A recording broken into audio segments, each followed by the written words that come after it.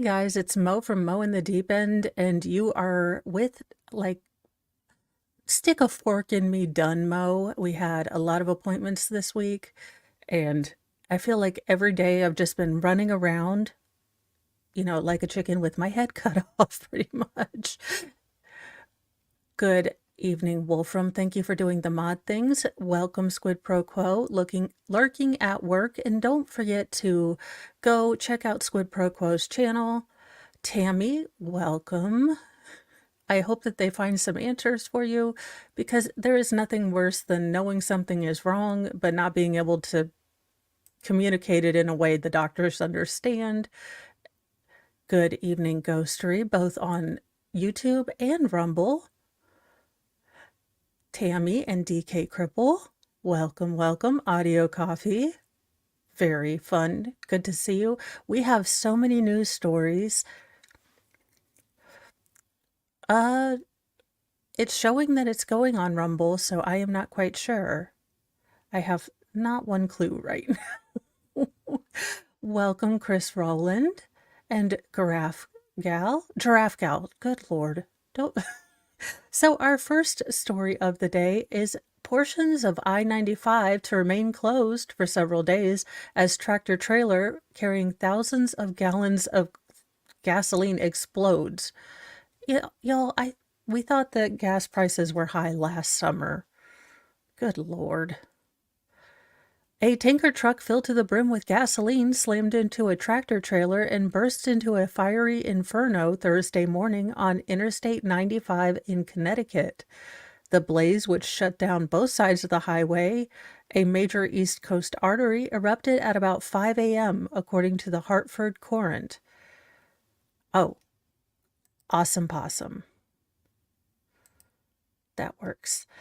And if that's not enough of a travel nightmare for drivers, the portion of the highway affected by the fire will remain closed for the next 2 to 5 days.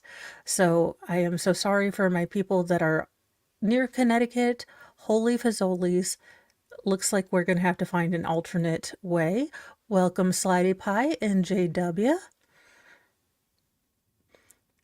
Yeah, these are some major things going on. That's a heck of a lot of water. The tanker, which was carrying about 8,500 gallons of gas, hit the truck and a passenger vehicle near the exit 15 near the Fairfield Avenue overpass. Governor Ned Lamont said no one was seriously hurt, which is really, really good. But officials urged drivers to look for other routes, like maybe in Canada. Local police and firefighters flocked to the site, as did crews from the state's Transportation Department and Environmental Protection Agency. Authorities will be evaluating how much the accident did to local utilities and the overpass of the bridge. Well, I'm glad that, they're actually looking at the bridges and everything else after they've been stressed like this, because, dear Lord, our transportation departments seem to have been a little cray-cray on the federal side this past couple years. I know what an incredible inconvenience this is for the people, Lamont said, adding that he's briefed the U.S. Secretary of Transportation, Pete Buttigieg, on the accident. I'm sure Pete will show up in 5 to 6 months. It'll be awesome. All I can ask you to do is stay away from that area the best you can, the governor said. According to the Current, the traffic jams are horrendous. It's still not clear. Good night. Good evening, Jess Rubery. Scott Hill, Bureau Chief of Engineering and Construction at the DOT, said an engineer would have to assess the bridge. Yeah, they're going to have to assess that with the amount of heat that was put out. I'm not a structurologist, but that might have hurt the rebar. We might also find where Hoffa was actually buried. Come on, guys, let's look at the positives. There is damage to the bridge, so I want to make sure everybody knows that, Hill added, but it's not a collapse issue and the area is safe. Paul Rizzo, Bureau Chief of Highway Operations for the DOT, said the at a news briefing that officials were working with the city of Norwalk to reroute traffic, according to the newspaper. We have detours set up on I-95 to get traffic around the accident, he said. State officials will update road statuses this afternoon. Good night. Look, I had to drive between Bloomington and Greenwood today, and that's enough freeway for me. I got married so I'd never have to drive on the freeway. Only partially a joke. Apparently, there is a lucky sausage. Look, y'all, I just look at the headlines and see something funny, and then we read the article together. But the Twins' home run sausage is fueling their 8-game winning streak. Gosh, I hope that it's just a salami.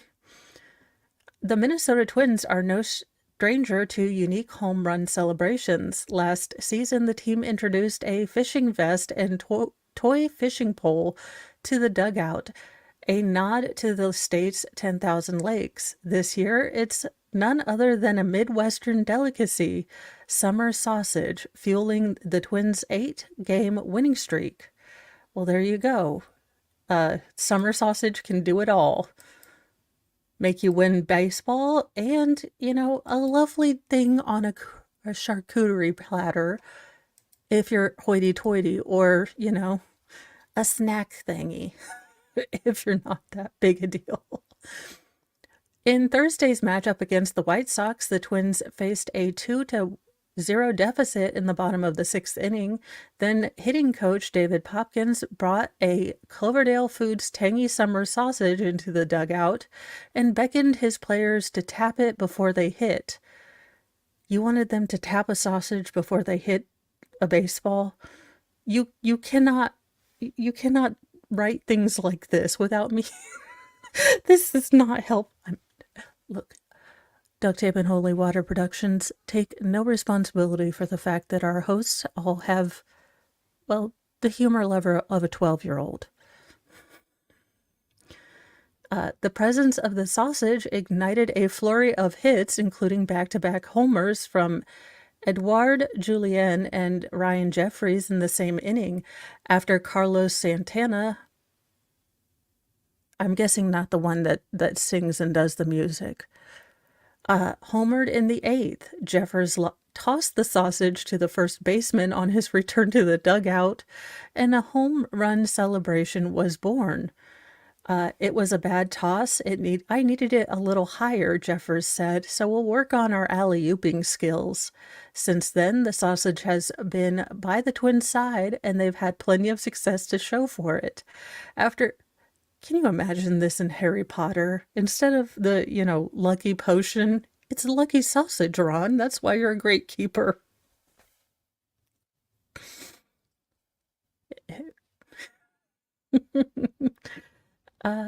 After sweeping the White Sox, Minnesota went to Los Angeles, where they totaled 32 runs and 45 hits to win 3 straight against the Angels. They then beat Chicago 3-2 on Monday, when Max Kepler had a tie-breaking single in the 9th inning. I know what some of those words mean. JD fan, welcome. The sausage has been traveling with the team in a Ziploc bag shoved into a shoe. When it comes to their upcoming games in Toronto, it's unclear whether the sausage will make it through customs, though Jeffers is confident they can find a way. If you sausage, they will come.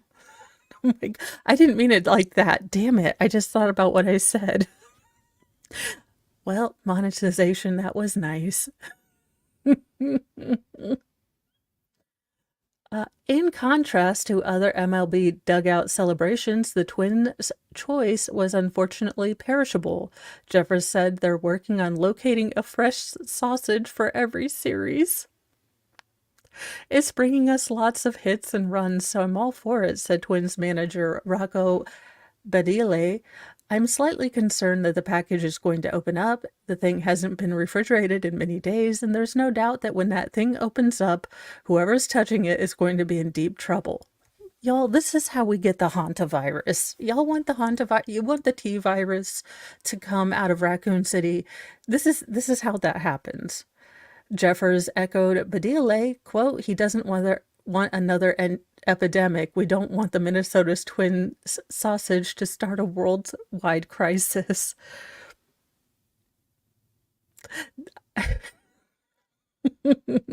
So far, it's hard to tell whether the sausage will supersede the vest in its good luck capabilities. Jeffers said the team hasn't learned enough about the sausage yet. And they need to get more in touch with it to see what it's going to provide them. Y'all, why? Someone had to proofread this. Someone had to proofread this, and this is entrapment, man. Entrapment. It's the idea of the sausage. It's the meaning behind the sausage. He said we're going to learn more about the sausage as the games go by. Dear God in heaven. I thought I was going to tell you guys a wholesome baseball story because I'm not big into sports ball, and holy Lord, it's all about it. I am not mature enough to deal with this.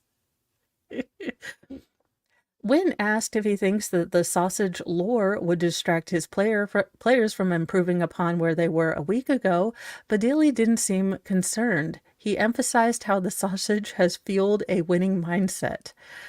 Thank you, Fraudette Wrangler, for gifting one membership. And that went to Derek Rosenborough. So thank you so much. Welcome, everyone. Let's see here. Y'all, this was entrapment. I had no idea that this was setting me up for failure. The season's too grueling and baseball's too hard a sport to not have fun once in a while, right? Said Jeffers. Y'all could have picked a moon pie. You could have picked like a Nutty Buddy, but no, you had to pick a sausage. In other news, maybe the zombie horde is starting in Las Vegas because what the actual Schnell? Biological matter in his hair. Unaliving suspect accused of eating, that's right, like knife and fork, victim's face at a bus stop near Las Vegas Strip, cops say. Y'all, this is how we get 27 Resident Evil movies. Do you want this to happen? Look, Mila Jovovich looks really, really nice, but she can't act to save anyone. April 30th. And no. You would think it was. I think they were trying to trap me. A man is behind bars after he allegedly unalived another man and ate his face, as you do. I mean, the buffets weren't open in Vegas, I guess. Near the Las Vegas Strip, according to reports, the Las Vegas Metropolitan Police Department said in a press release that officers responded to a report of two men fighting in front of a business in the 1100 block of South Vegas Boulevard near Charleston Boulevard. Cops found one of the men bleeding from the head and unresponsive. Medical personnel said he was dead on arrival. The Clark County Coroner's Office will determine the cause and manner of death. Well, I think face eaten could just... I'm not a doctorologist, but possibly the whole, snack of the face. Detectives later learned that 31-year-old Colin Sheck allegedly attacked the victim. According to CBS affiliate, KLAS obtained documents that said a 911 caller told the cops that a man was eating another man's face at a bus stop. Y'all, we need final form Jesus to come back down because I don't even know about this stuff. When officers arrived, they found Check kneeling next to the victim with biological matter in his hair, mouth, and on his clothing, the documents reportedly stated. The victim was identified as Kenneth Brown, and in all seriousness, I cannot even imagine the horror that this man went through. Holy fazoli's, this sounds terrible. I deal with it with dark humor, but it's never at the expense of the victim because, but biological matter in his mouth and on his clothing.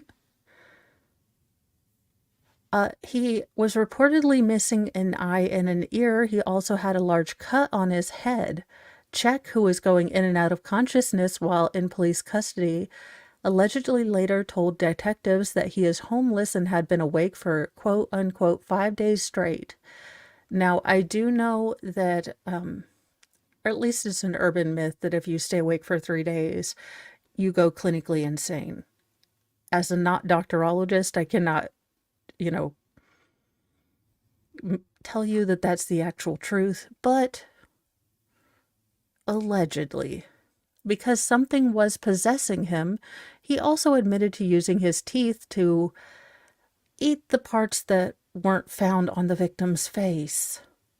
Documents reportedly stated, "The incident left people stunned. Quote, is pretty bizarre, man." Raymond Garcia told KLAS, "Obviously, there's a lot of stuff that goes on out here, but this takes the cake." Czech is facing an open murder charge. KLAS reported that Czech missed his initial court appearance because he was in the hospital. His next court date was scheduled for May the 1st. I have no words. Like I said, y'all, final form Jesus. He just needs to come down here because we are acting foolish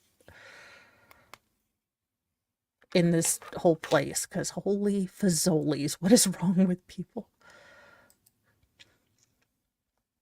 And the next story. All right, so this next story, I will say, I want to look into this trial because it has peeved the ever-living snot out of me. And I I would like to actually learn the truth about this. I know what I've heard, I know what I've seen, but I want to see in contact or in context. So if you have seen this footage, I'm not going to play this footage. It's heartbreaking, at least to me, it is. But this New Jersey dad is charged with unaliving his 6-year-old son after making him run on a treadmill and blames his death on pneumonia. Now, I'm going to try to look in on this case, see if Court TV or Law and Crime is covering this. But this made me so mad. I had to do extra steps on my little stepper to get my anger out.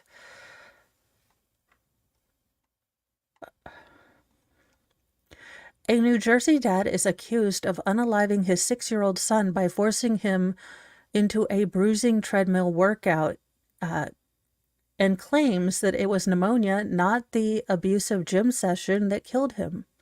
Christopher Gregor, 31, is on trial for the unaliving in the 2021 death of little Corey Micciolo following a caught-on-video workout that left the youngster badly battered and bruised and fatally injured. Quote, "When you see that video, you're going to be horrified," Gregor's lawyer, Mario Gallucci, told lawyers during opening statements at the trial, the Ashbury Park Press reports. "You're going to be mortified." I'm not playing it. You guys can watch on Twitter. I was about to go full like honey badger, and honey badgers give no Fs.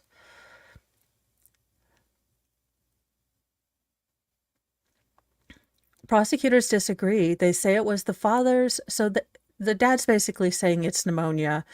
Yeah, he doesn't even deserve Snake Island. It's too good. He deserves to be put in an ISO cube with Daryl Brooks for the rest of his life. They say it was the father's chronic abuse that left the youngster with internal injuries and ultimately cost him his life 2 weeks after the bruising workout. Surveillance video shows Gregor putting his son through a sickening workout at the Atlantic Heights Clubhouse Fitness Center on March 20th, 2021. Where was anyone who saw this happening? Where was, the front desk person? Surveillance video shows him putting his son through a sickening workout at the Atlantic Heights Clubhouse Fitness Center on March 20th, 2021, allegedly because he thought his son was overweight. He put Corey on a treadmill and increased the speed and incline until the boy flew off. Gregor is seen picking him up and putting him back on the belt, but the child falls again and again. Look, y'all, this man and, the Groves and people who mess with children don't understand how lucky they are that we live in a country with due process.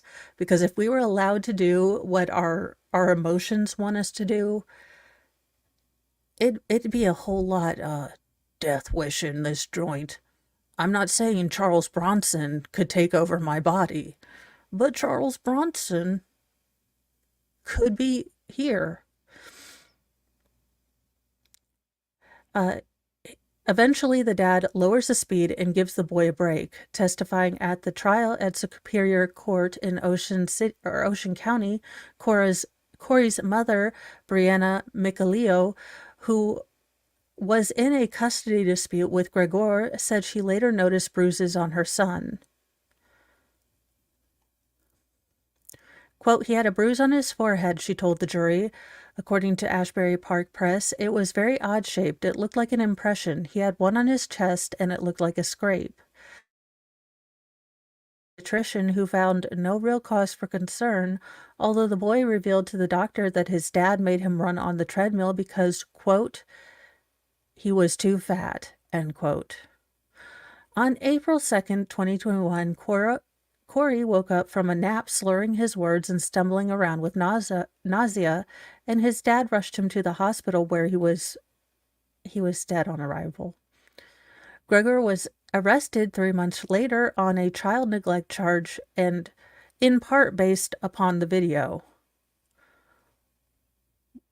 Now, because I don't like to deal with upsetting things, what in the foundation hell is going on here?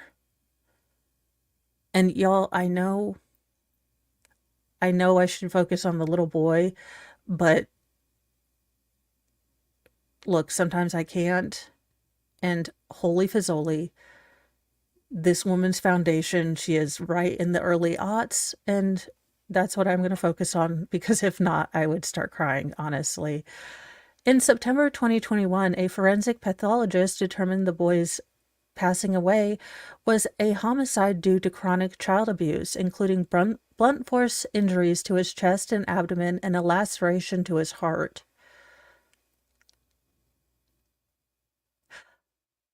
Sir, I don't generally tell people that I would celebrate their passing away with a birthday cake. I've usually only reserved that for Kevin Spacey. But should I hear about maybe some Gen Pop justice allegedly in Minecraft, my fluffy behind will be getting a doggone cupcake. I'll light sparklers on it. I may even do a video. Actually, I will be doing a Judge Mo Destructo video because I'm... Ugh. Under cross-examination, Brianna Micaleo admitted that she and some of her friends vandalized Gregor's parents' home after her son's death, pelting the house with eggs and dead fish. I'm okay with that. Let me look around. I have no damns to give about that. Thank you all. This was just... This dad is such a... He's not a father. He's a biological donor. Let's get on to a better story. I think this is... A YouTuber scores a Guinness World Record with the biggest model aircraft carrier. So I guess he made his own aircraft carrier. How cool. Welcome. Welcome, Tammy and Deborah. He added first-person view to cameras to the first-person view. Oh, sorry, I went way off. James Walmsley, a British YouTuber, Engineering Channel host, has built the world's biggest remote-controlled aircraft carrier model, according to Guinness World Records. He also landed 2 remote-control model planes on the 16.46-foot model carrier. 0.46 of a foot. That doesn't seem right. Look, I'm not a mathologist, though. He's the one that built it. The project took him 3 months. The model aircraft carrier was made from wood, foam, and fiberglass. Expanding foam was used to make it waterproof. Once the aircraft carrier model was built, Walmsley had to learn how to top fly the remote control planes. Then, after several failed attempts to land on the carrier, he had to modify the planes. Quote, "To have this idea, then it actually working, that's amazing," Walmsley said. He added first-person view cameras to the model aircraft carrier to better be able to see during landings. The model planes he used were modified, ready-to-fly models. The test flights and landings were done at Rudyard Lake in Staffordshire. One of the model planes crashed into the water during testing. The YouTube video shows his several attempts to land the planes as well as part of the building process. Walmsley has already set a previous Guinness World Record with the fastest remote-controlled jet-powered car. That's pretty cool. The car hit 94.76 miles per hour, according to Guinness World Records. The car used a JetCat 2020 engine with an aluminum chassis.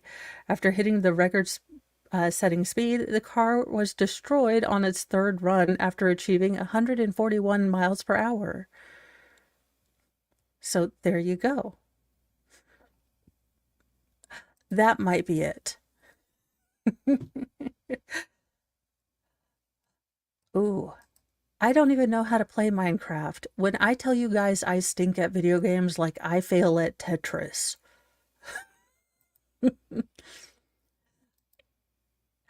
Yeah, those dimensions I don't understand.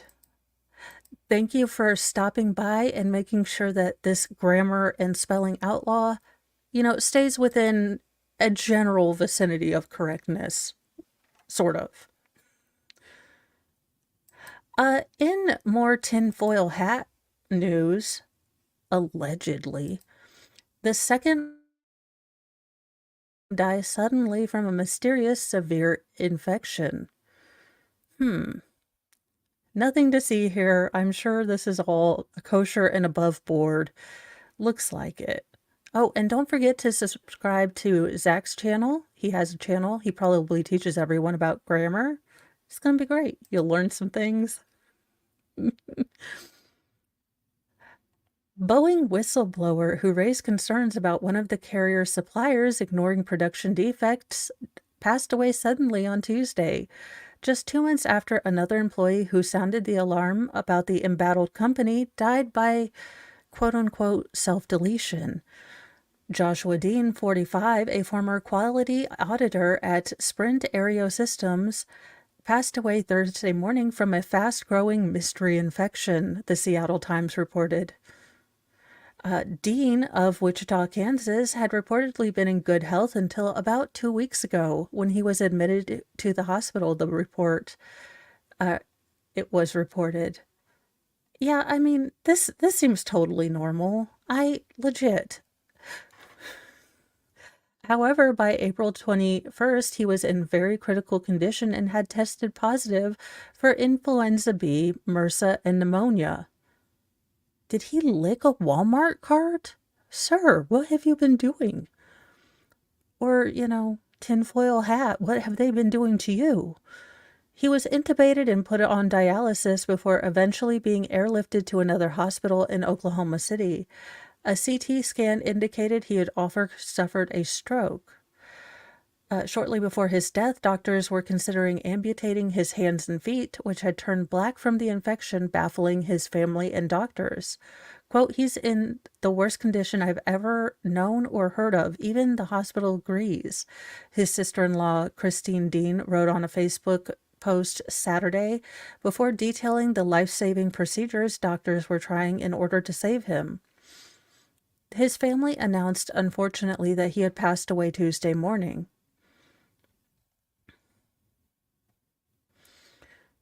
Dean had raised the alarm about defects while working at Sprint Aerosystems, a Kansas-based company which manufactures parts for Boeing in 2022. Less than a year later, he was fired. Quote, I think they were sending out a message to anyone else, Dean later told NPR of his firing. If you are too loud, we will silence you.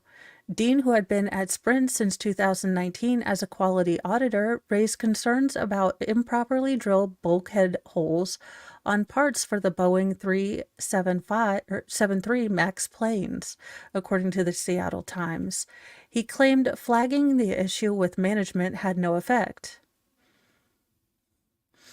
He said his focus was on improperly drilled parts caused him to miss other issues with the fittings between the vertical tail fin to the fuselage of the craft, which was later discovered and led to his being fired. The issues with the improper drilling were later acknowledged by Sprint Aerosystems. Both issues caused delays at the Boeing manufacturing plant. Dean, who provided testimony, he and other workers were told to downplay any problems they identified, filed a complaint with the Federal Aviation Administration, which claimed he was scapegoated in Sprint's effort to keep the Boeing production issues secret. In November 2023, he also filed a complaint with the Department of Labor on the grounds of wrongful termination. The case was still pending at the time of his death, the outlet said. Following a January incident involving a door hatch which flew off of a Boeing 737 MAX 9 during Alaska Airlines flight, one of Dean's former colleagues backed up his claims to the Seattle Times. Quote, it is known at Sprint that if you make too much noise and cause too much trouble, you'll be moved, Dean told the Wall Street Journal earlier this year. It doesn't mean you completely disregard stuff, but they don't want you to find everything and write it up. Dean's death is still under investigation by local police after Barnett's lawyers raised the alarm, saying, quote, we didn't see any indication he would take his own life and no one can believe it, urging a thorough investigation. The same lawyer, Brian Knowles, was also representing Dean. He told Time, Josh's passing is a loss to the aviation community and the flying public. He possessed tremendous courage to stand up for what he felt was true and right, and raised quality and safety issues, Knoll added. When asked if he agreed with the growing theories linking his clients' back-to-back deaths, Knowles said he would like to see evidence from investigating authorities. What society doesn't need is for people in fear to speak up, he noted. Sprint Aerosystems told multiple outlets that their, quote, thoughts are with Josh Dean's family. This sudden loss is stunning news here and for his loved ones, the company said.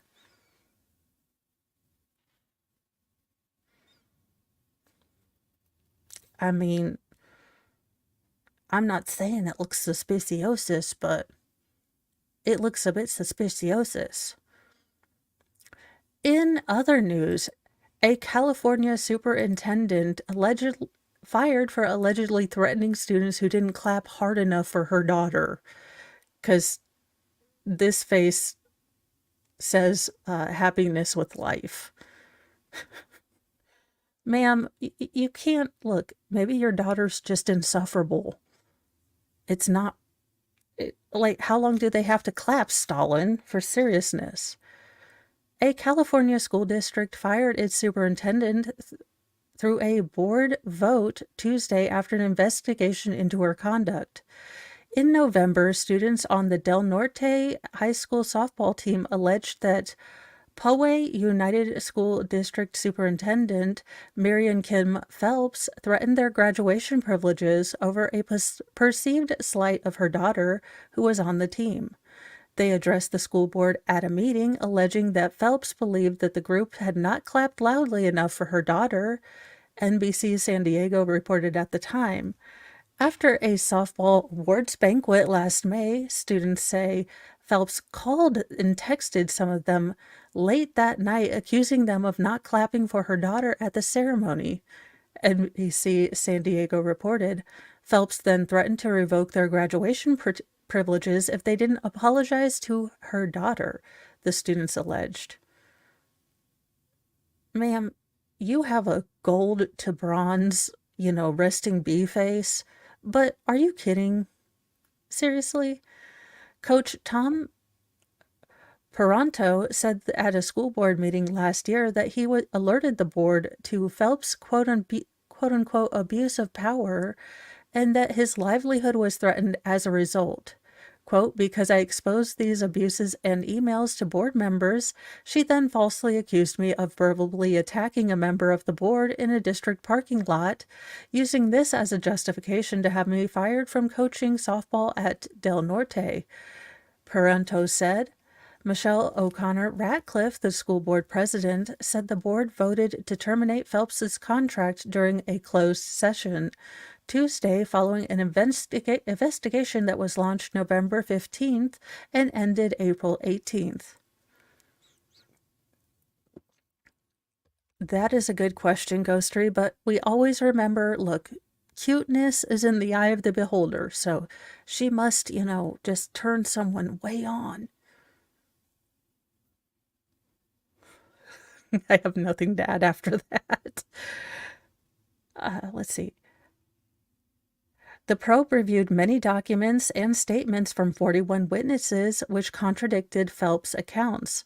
Quote, based on her conduct as revealed to the board through the investigation, the board has lost all confidence and trust in Dr. Phelps's ability to continue to serve as superintendent, as well as her ability to continue to work collaboratively with the board as a part of Poway United's governance team, O'Connor Ratcliffe said. O'Connor Ratcliffe's statements provided no further details, citing laws about both student and personnel privacy. Phelps did not immediately respond to an email requesting comment from NBC News on Wednesday, and the phone number listed for her through public records has been disconnected. NBC San Diego has reported that Phelps denied the allegations against her. A lawsuit was also filed in San Diego County in connection with the matter in November, identifying the student only as Jane Doe. The lawsuit alleges that Phelps constructed a narrative falsely suggesting that the student bullied her daughter and orchestrated a biased internal investigation against the girl. The suit also alleged that Phelps unilaterally perceived intense rivalry between her daughter and other student athletes on the softball team. As a result, the girl was barred from other extracurricular activities for her senior year, which included playing for the softball team as well as dances, field trips, students' clubs, activities, and graduation, the lawsuit says. Oh, hell no. Ma'am, you are lucky you didn't run into a honey badger mom, 'cause a honey badger mom gives no F's. And you try to take stuff away from my kid without any evidence, we're going to have a talk. Phelps was accused of giving the student and her parents less than a day to sign a, quote, other means of correction contract agreeing to the discipline. An attorney for the girl's family raised concerns about the matter, but Phelps doubled down. Instead, the suit said, so the girl challenged Phelps' investigation to the Board of Education, with more than 20 witness statements refuting Phelps' claim. Phelps denied the allegation in a statement to NBC San Diego, saying she, quote, never threatened any student. I never would. I never talked to any student about making, threatening them for not graduating, she said. All those accusations are completely false and fabricated. I don't know. The recipients say you done it. Also, maybe your daughter just isn't that great at softball. Look, as you may be a tiger mom, you may want your daughter to succeed at everything, but as a decidedly non-athletic person in an athletic family, maybe she's just bad at softball and she kind of is a brat and no one wants to be her friend because they know her thunder cow of a mom will take it out on them. I mean, perhaps.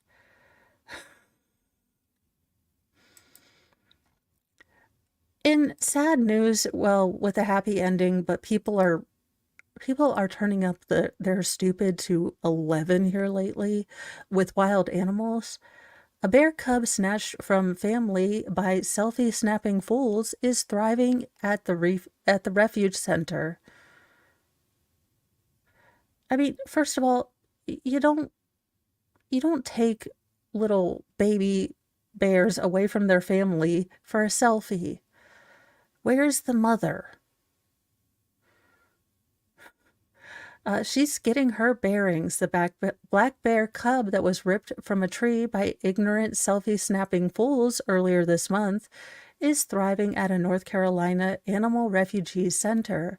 The orphan Brown has spent the last 2 weeks recuperating at the Appalachian Wild Life Refuge under the watchful eyes of a dedicated team, and has even made a new friend since being torn away from its family in the wild. All these people, life in prison. I'm just dumb with stupid. I can accept when people make mistakes, but just absolute ignorance, just, it frosts my flakes. Following a time to adjust to being in our care, she was introduced to another orphan cub that arrived previously. Both cubs are thriving and doing well in care. Savannah Tratham, the refugee's executive director, said in a statement, "They're eating well and interacting with enrichment, doing all the things we hope to see with young cubs. Our team has no reason to believe that they won't be released as wild bears in the fall." The cub was brought to the animal sanctuary on April 16th, the same day a now viral video captured a group of about 6 people being the dumbest things I've ever seen. Again, where there are baby bears, there's a mama bear. And mama bear don't play with you messing with her baby bears. Y'all almost got, white powder bared, okay? Almost got the coca bared. The cub was brought. Oh, there we go. During the video, several individuals were seen posing with the cubs, and one person even dropped one of them while they were holding it. Another cub was seen frantically running away from the group, trying to get back over the fence. By the time animal rescuers arrived, 2 of the cubs ran to safety, leaving behind their little sibling. The case has understandably brought up feelings of frustration, sadness, and anger for many viewers, and we hope the act of witnessing these shocking visuals prompts people to reflect on the very real challenges that wildlife faces every day, Trentham said. Bizarrely, the group's inappropriate actions may have saved the lone cub's life.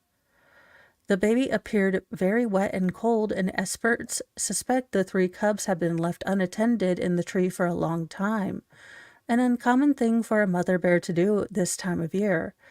That's when the Appalachian Wildlife Refuge opted to bring the cub into its care, with plans to return it to the great outdoors in the coming months. We always want to see all wild animals left in the wild to be raised by their mothers. But we work hard every day to provide a place for these wild animals to go for those that truly need our intervention. As for the selfie-taking morons, they were left off the hook after Wildlife Resource Commission officers opted not to charge them with disturbing the animals. Instead, they were cautioned on the importance of leaving bear cubs alone. What? What, they got like a warning ticket for molesting bears in the wild? Where is Yogi? I need Yogi, and I need Boo Boo, and we need a sock party. Allegedly in Minecraft.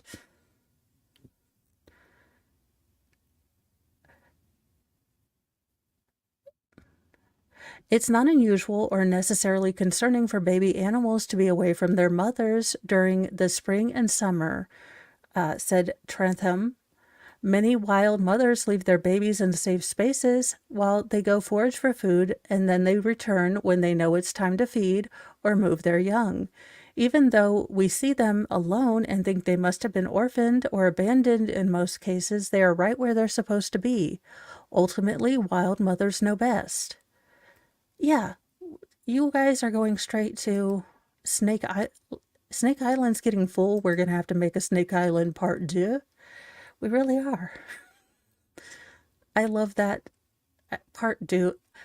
If you grew up in the early 90s, I'm just saying Hot Shots Part 2 was about the funniest movie you ever saw, or at least it was for me.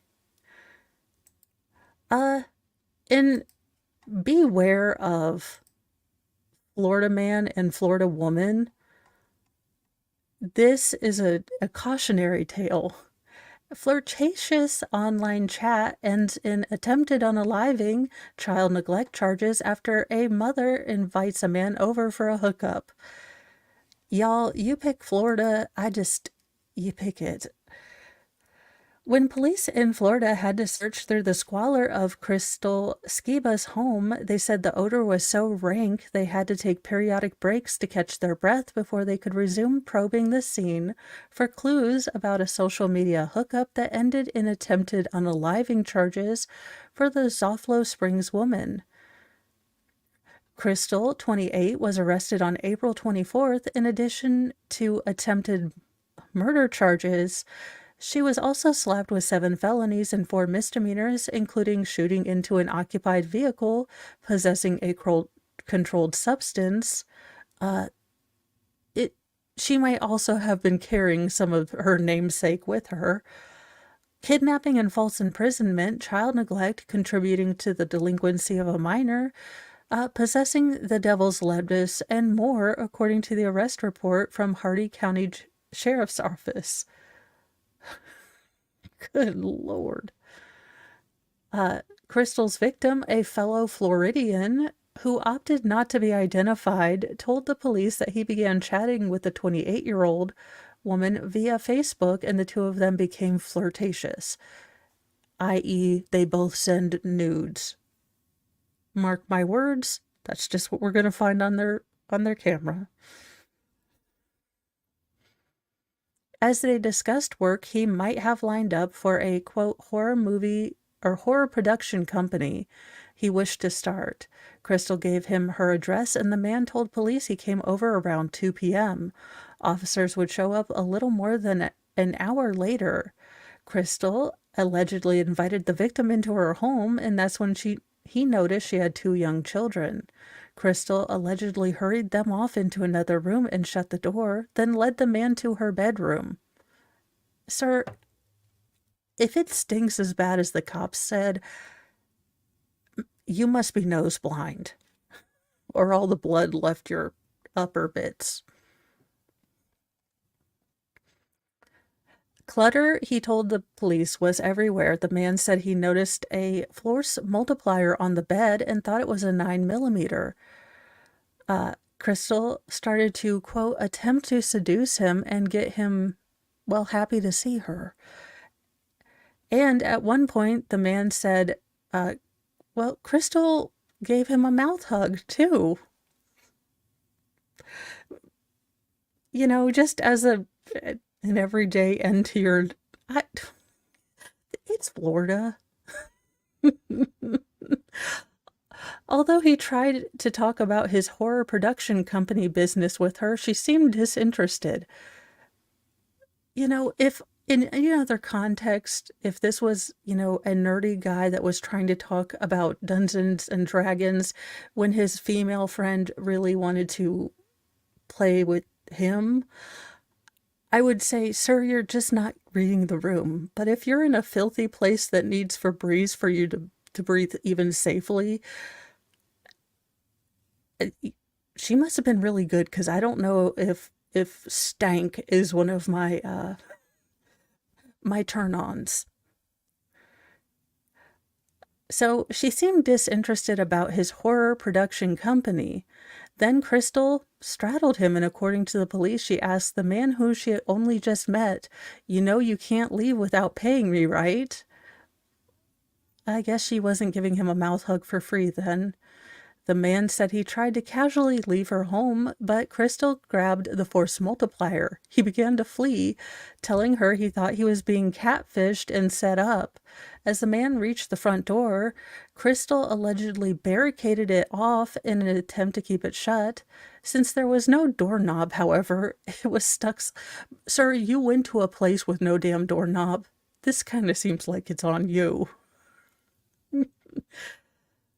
The man told the police he tried to calm Crystal down, and he told her, "I don't want any problem with you. Please don't hold me here. I won't call anyone. I won't do anything. Please let me leave." Though he managed to squeeze past her and start walking to his car with his hands in the air, he heard the Florida woman cock the force multiplier. Redacted victim name here believed that the force multiplier became jammed and had a malfunction. He stated that the demeanor of the defendant appeared like she was mentally fighting with the idea of, sending freedom seeds downrange toward him, as she would raise the force multiplier, then place it back down by her side, the arrest affidavit states.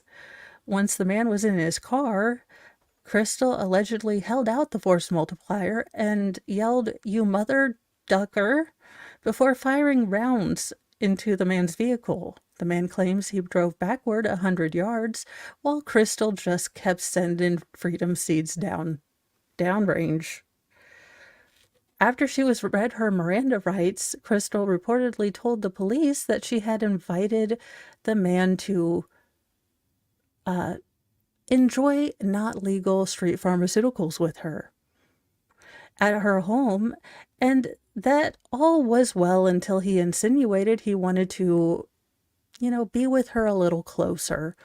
Crystal said she kicked him out, but did not recall brandishing her force multiplier, though she did state that she started firing at him as he attempted to drive away. Ma'am, if you're trying to get out of a crime,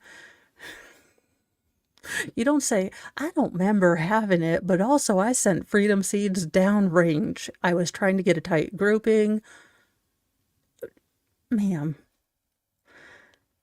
Crystal claimed that the man he had his own force multiplier and was firing at her too, and described the firearms that she claimed he used. But a search of the victim's trunk and spare tire compartment only turned up 2 force multipliers, which did not match the description, and they were both fully loaded, appearing to have never been fired, said the affidavit. Police said they found 2 shell casings and 1 live 9mm round near where Crystal was standing when the man said she had cocked the force multiplier, but it jammed. Officers also found non-medical grade devil's lettuce on Crystal.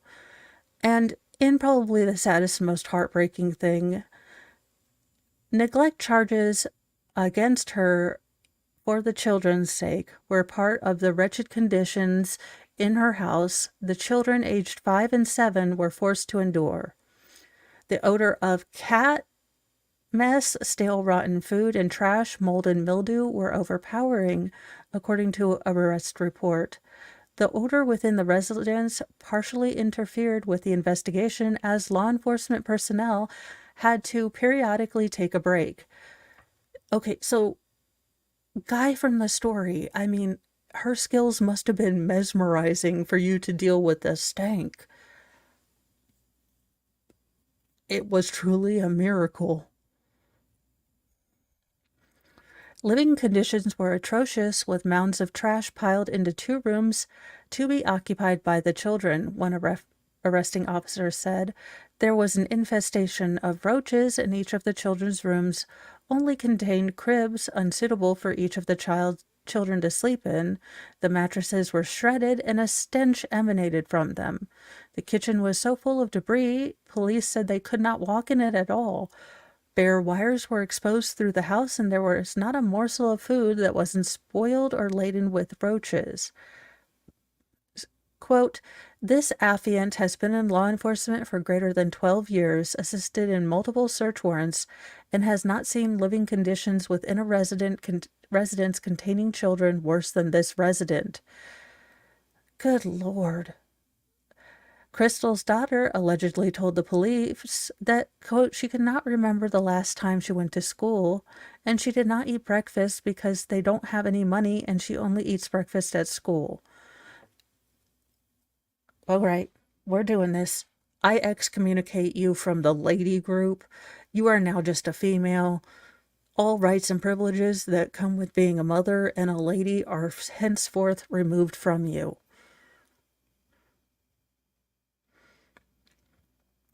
Crystal's son allegedly said he heard 3 shots fired while he was in the room with his older sister. Both children were experiencing deterioration and blackening in their gums and teeth, with some missing that is not consistent with juvenile development, police said. Crystal has entered a not guilty plea on April 26th.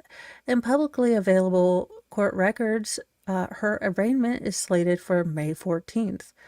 A public defender did not immediately respond to a request for comment on Wednesday.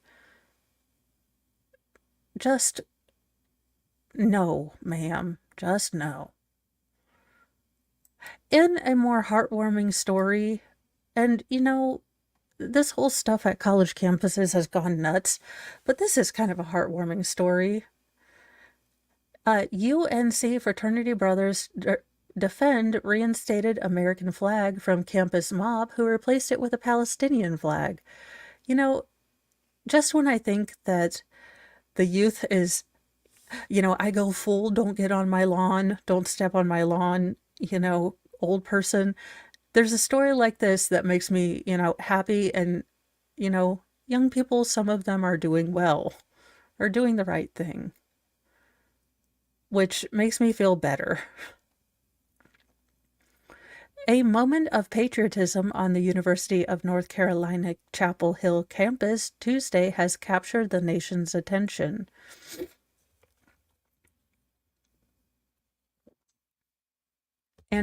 Anti-Israel protesters on Tuesday morning successfully replaced the American flag on Chapel Hill's quad, which had been flying at half-mast after 4 Charlotte's officers were killed in the line of duty Monday with a Palestinian flag before UNC Chancellor Lee Roberts responded with law enforcement officers to return the American flag to its place. Activists, some of whom were not affiliated with the nation's first public university, attempted to take it down a second time, but were met with resistance from smaller groups of students. Quote, today was a sad yet empowering day at Chapel Hill, student Guillermo Estrada, class of 2027, said in a Tuesday post on X. When I walked to class, I saw a Palestinian flag raised on our quad flagpole. I was immediately upset at the act that these quote-unquote protesters had made. I cannot say I'm fully educated on the Israel-Palestine conflict, but it upsets me that my country's flag was disrespected in order to advocate for another, end quote. Estrada added that Chancellor Roberts and officers who replaced the flag the first time were met with profanity, middle fingers, thrown bottles, rocks, and water. Videos circulating on social media show a group of students singing the national anthem and chanting USA as the American flag was returned to the pole. Quote, when the flag was raised once again, the Greek community began singing the national anthem. As the chancellor left, the quad erupted into chaos as protesters began removing the flag once again, preparing to destroy it. Estrada continued. My fraternity brother and others ran over to hold it up. In order for it not to touch the ground, people began throwing water bottles at us, rocks, sticks, and calling us profane names. Now, I'm really okay with all of these people going directly to the front line of the forever war if they would like to. These kidults need a serious reality check. Also, if you want me to change my mind on my thoughts, don't be insufferable cows. You're not going to win anyone over by being insufferable. We stood for An hour defending the flag so many fight to protect. Estrada went on to explain that he comes from an immigrant family and the military community where he saw firsthand the sacrifices they make. I will not stand for the disrespect these protesters cause for the sake of another country, Estrada wrote. My LDOC will be memorable in knowing that my fraternity brothers and others fought to keep the flag up, but it will also be memorable in knowing that so many yearn to disrespect it. The student's post went viral, garnering more than 25,000 likes as of Monday morning. A GoFundMe created for Chapel Hill's Pi Kappa Phi chapter has raised more than $57,000 to throw this frat a party they deserve. A barricade has since been established around the flagpole, Chancellor Roberts told WRAL in a live broadcast of the protesters that the flag will remain here as long as I am Chancellor, as the Carolina Journal first reported. Quote, tell the students that we will keep them safe from a small minority of students who want to disrupt their experience. This university is for everyone. Finally, some brass berries on someone to say, no, in my house, as for where I work, this is what we will respect. Finally. The university on Tuesday confirmed that approximately 30 protesters were detained after they allegedly refused to leave an encampment on the quad despite receiving a statement from the university telling them to clear the site by 6 a.m. These protesters have never seen 6 a.m. They don't understand that 6 a.m. actually exists. Oh, how wonderful. The fundraiser has reached 400K for the Flag Protectors celebration party. And seeing that they seem to be kind of upstanding guys, maybe they'll put that in as scholarship money or something like that. They seem, I mean, look, a little bit of it can go to a party, but I don't know what you would use 400K on a party for, because my kind of party is like, hey, let's watch Bobby Fillet with the closed captions on.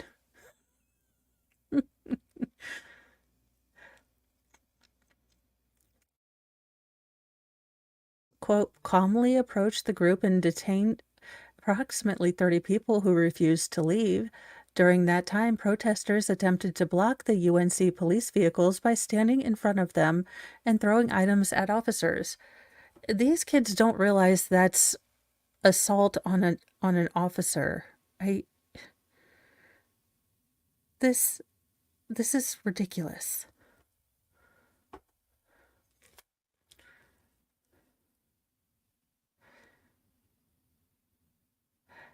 Polk Place was cleared in approximately 45 minutes. Afterwards, UNC facilities cleared the area of significant debris, the university said in a statement. After the area was cleared, the remaining protesters escalated their tactics, attempting to forcibly enter South Building by pushing officers and refusing to comply with requests from facilities and UNC police, the university continued. Quote, for the last several months, we have spoken regularly and respectfully with all the demonstrators on our campus, consistently supporting their right to assemble and express their views. See, but your expression of views stops when you start to throw something, or you start to push and shove, or you start to do any of this. Those are no longer self-expression. Those are you being an insufferable ass. We have also clearly communicated the university's long-standing policies on the use of shared public spaces. We have been clear that the students and community members can assemble and make their voices heard, but university policies must be followed, Roberts and Provost Chris Clemens said in their statement. Chapel Hill's school-wide alert system, Alert Carolina, issued a critical advisory on Tuesday, notifying students that classes and non-mandatory activities were canceled in the afternoon. Tuition for North Carolina residents at the elite public university comes to just under $9,000 and just under $40,000 for out-of-state students. The protests at Chapel Hill come as students in elite schools across the country protest current thing. Yeah. Well, from the best meme I've ever seen is when Chris Cuomo's like, I don't understand. Where does it say you have to be peaceful? And then the guy eating ramen noodles is like, it's right in the Constitution, Chris. So it is nice to see some of our youth doing pretty good things, and it was exceptionally heartwarming on a long week when you're like, are any of these children going to be awesome? We have another baseball story. Pest control professionals cleared bee swarm of thousands while fans roared and later earned a nod for the ceremonial first pitch before the delayed game at the Los Angeles Dodgers and the Arizona Diamondbacks at a matchup in Phoenix. The insect invasion occurred Tuesday at Chase Field, and it caused a 2-hour delay before the Diamondbacks beat the Dodgers 4-3. Bees surrounded their queen in a cluster about 15 minutes before the game was set to begin. Umpires then met managers from both teams, and the Diamondbacks Vice President of Operations, Mike Rock, opted to call in Matt Hilton to assess the situation. He is the branch manager at the local Blue Sky Pest Control Office. It was a little nerve-wracking, I'm not going to lie, Hilton told reporters. A lot of pressure to get this game going, but I was happy to come and take care of it. Hilton said he left his son's T-ball game in Sunrise, Arizona, and drove about 30 miles to the Chase Stadium. He put on a beekeeper outfit and used a scissor lift to ride under the bee swarm. The lift then elevated Hilton closer to the danger before he used a non-pesticide spray on the swarm and vacuumed up the bees. The crowd chanted MVP for the pest control ace as he was lowered back down to the field level. The Beatles' Let It Be and Bonnie Tyler's Holding Out for a Hero played through the stadium speakers during the sequence. Hilton then took the mound while still in his beekeeper outfit, buzzed in his first ceremonial pitch. I didn't feel very prepared, Hilton said. I'm not the best thrower in the world. It definitely wasn't a strike. Hilton said there was a high probability that the pests were Africanized honeybees, also known as killer honeybees. Y'all, do you not remember everyone, we were told like these killer honeybees were coming. It was only going to be 2 years before we were all running away from very angry, super mad honeybees.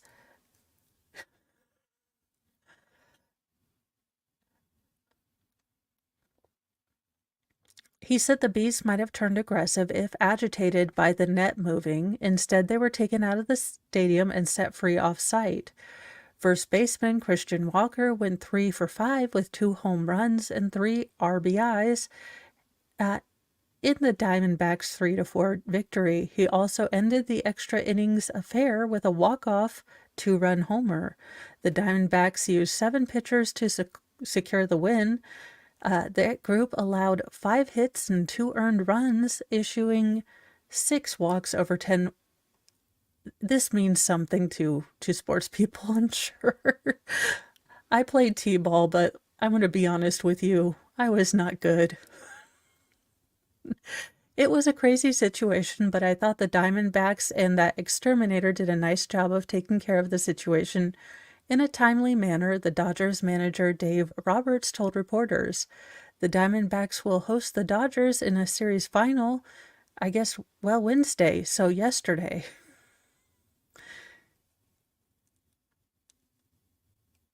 Let me see. In our final story, man nabbed for fried chicken battery on his sister, because we need something a little bit lighter.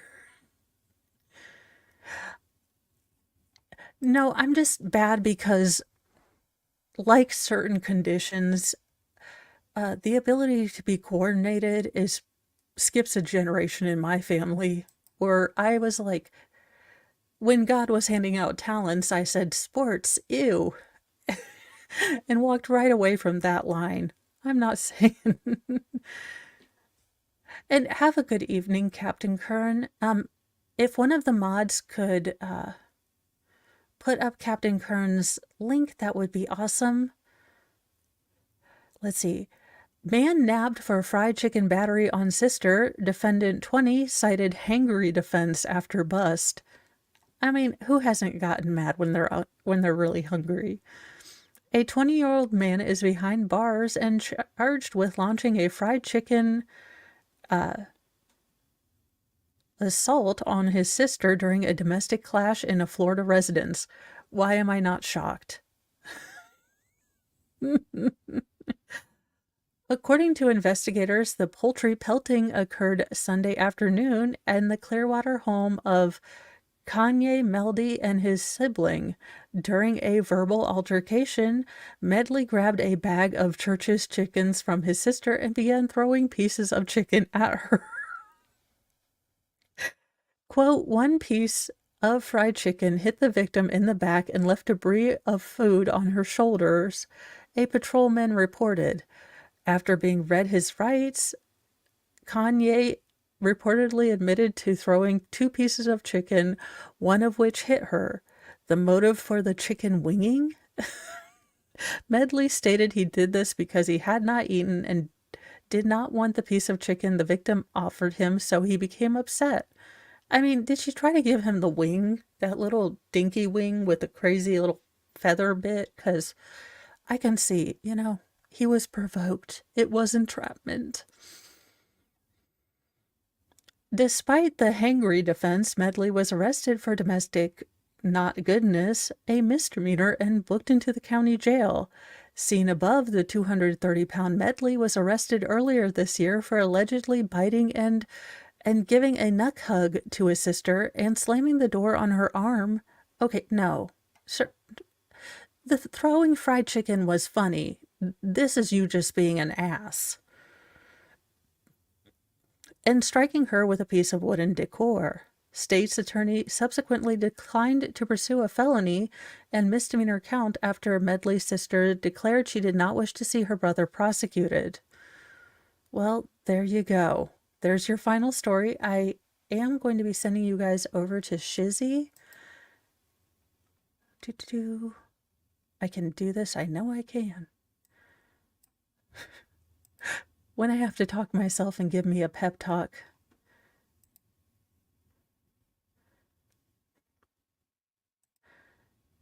Okie dokie, let's see. Where is he?